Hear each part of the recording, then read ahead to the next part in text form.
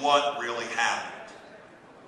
And there has been, I don't like the word awakening, but there has certainly been an understanding of this over all these years. You know, we go out and talk to people. I don't just live in a bubble. I talk to people from all over, wherever I go, and I ask them about 9/11. I ask them questions, and a lot of times I'm shocked without knowing any of the evidence, without seeing the presentations you've seen here this weekend or going to see.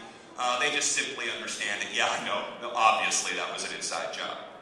Okay, well, let's go. I'm busy. I gotta, I can't care about it. That's too big of a project for me to get involved in. Oh, these people, they're never accountable. There's nothing we can do about it, so we'll just go in our daily lives. And then the economic 9/11, and then the bio 9/11, the sequel to 9/11, whatever they're planning, nuclear 9/11, cyber 9/11.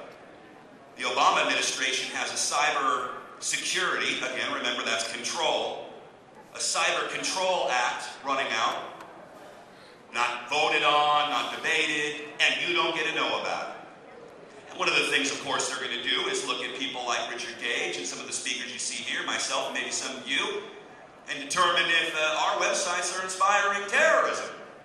Should we be shut down? Should we be censored? Should we be monitored? Who should we be accountable to? Right now, there's a campaign running by the FCC, the radio police, my mortal enemies. Sebastian Janikowski, the head of the FCC now, an old college chum of Cousin Barry.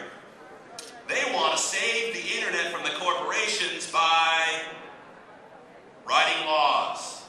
No laws currently exist on the internet. It's the Wild West for the most part. Sure, there are some things that happen in the Wild West. Sometimes people get hurt. Freedom can be messy sometimes. So there's not even an actual problem, yet they've already got the solution. Interestingly enough, when you have cyber terrorism, there's no way to really prove it. You just have to take their word for it. There's no physical evidence, there's no body, there's no pulverized dust, there's no eyewitnesses. They just tell you, you got hit, and you got to trust them, and then they've already got the solutions because they have an Internet Patriot Act already written, just like they had the other Patriot Act already written long before 9/11.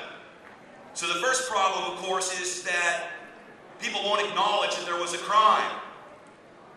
Now, even those who dare, those in power, call them politicians, whatever you want, who are good people, who understand what happened and probably know more than they're letting on. Even those people are afraid to move forward and to serve justice because they're afraid it will completely undermine the government. The confidence that we all have in the government, that's at an all-time high, right? You might want to look out your window, a congressman, senator, those pitchforks and those torches are meant for you. But no, we can't impeach a president. This was the problem with impeaching Bush. A lot of the Democrats who had been in power, let's remember, since 2006, legitimately 2007, 3 years.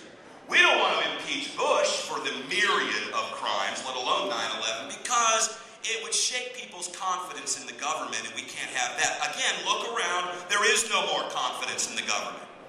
So we've got to send a message to our elected officials, to the people in power, the people with investigatory powers, that if they don't investigate this, there's not going to be any government left. There isn't going to be anyone to believe anything the government says anymore. And as I mentioned earlier, that leaves a vacuum for things like anarchy. The utopians will come along and give us world government, global socialism. And maybe that's the plan all along. To tear the country down so that it can easily be divided and added on to the heap pile that we call the New World Order or One World Government.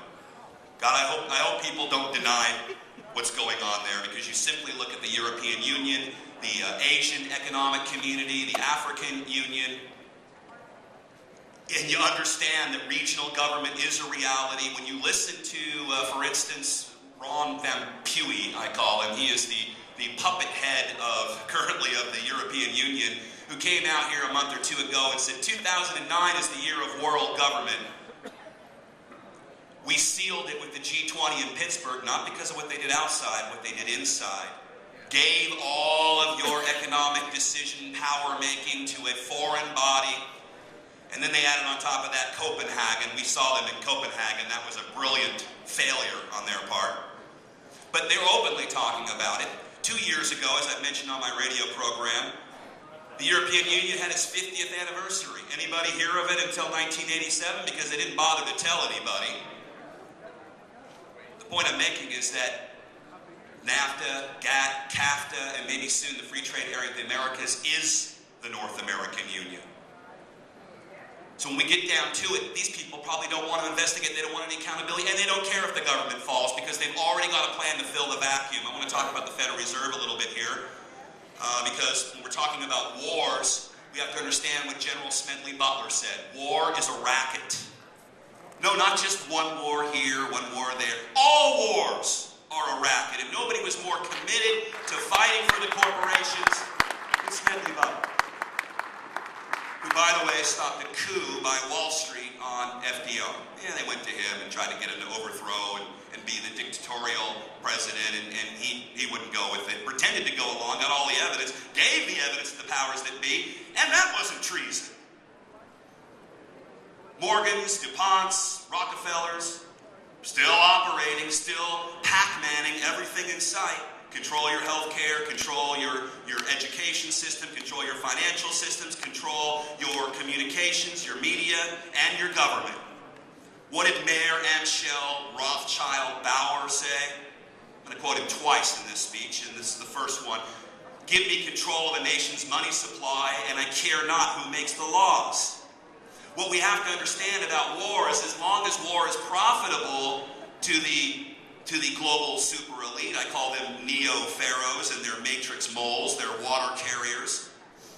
As long as war is profitable, as long as power can be gained, as long as hegemony can be forged, they will constantly go forward and do it. It doesn't matter what the reason is, what the excuse. You look at World War I with Ferdinand. I mean, was that the excuse to go into a massive world war and see millions of people die in the ditches? No. But it certainly worked out good for those who were loaning the money to the government to make the armaments to go to these wars. And this tracks right back, and we look at some of the things the Federal Reserve has done. It would be nice to know all the things they're doing, but they don't show us their books. In fact, when we ask to see their books and to audit the Federal Reserve, it's not federal, it has no reserves, by the way, they threaten us with economic terror. Oh, well, if the people lose the confidence in Federal Reserve, inflation will go through the roof. Hello? That's right.